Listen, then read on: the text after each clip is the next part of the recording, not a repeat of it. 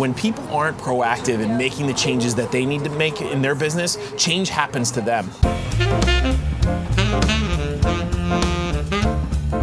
Like, I want to address the fact that caring about people does not mean ignoring the reality, right? When you care about people, you let them know where they stand all the time.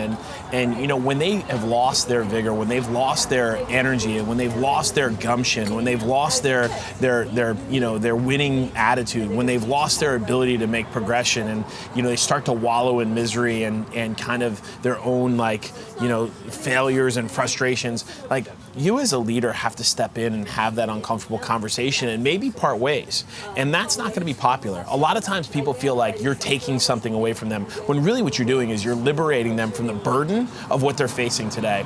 There's this thing that I found, I think it's unique, not unique to me, but something around the 7-year itch. Every 5 to 7 years through the course of my career, I found myself having a need, a yearning to do something more, whether that be a change of geography, a change of environment, a change of role, pushing myself to the next level. But I think that, what a lot of times is when people aren't proactive in making the changes that they need to make in their business, change happens to them, right? We talked recently about dying this slow death, and there's nothing worse than having that painful descent into failure. And I think when you're in a leadership role, what you have to do is you have to see that coming and not allow that person to go off the cliff. People are going to feel like you're the enemy, like that you're evil, that you've done something wrong, that you've taken something from them, when really what you're doing is you're giving them the best gift of all. You're allowing them to leave dignified, you're allowing them to reinvent themselves.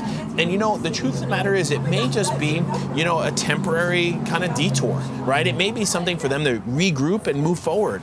And, how we are defined in this world is not what happens to us, but rather how we respond to it. And, if you're on the receiving end of somebody being honest with you, that's coming from a place of caring. Whether you want to believe it or not, when that person, when they love you, when they really do in earnest, when they put your interest first, maybe in the moment you don't realize it. But I think in hindsight, it takes some time to be away from the emotions and what you feel like is being ripped away from you, to realize that they had your best interests in mind all along. And it's not an easy conversation. A lot of times it's emotional.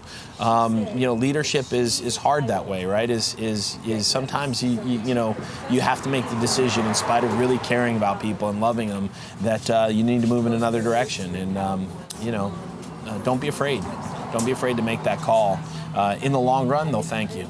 They'll thank you for not allowing it to play out and lead to financial ruin, professional ruin, emotional damage, ego damage, and encourage them to reinvent themselves. Encourage them to use the opportunity to re-engage, to get that vigor and that excitement back, so that that new incarnation takes them forward, right? And they can run for another 5 to 7 years until maybe they need another tweak or change or something new that's going to push them outside of their comfort zone to continue to grow and be successful. If you're a leader, don't allow the 7-year itch to lead to somebody's slow, painful demise. It's not beneficent.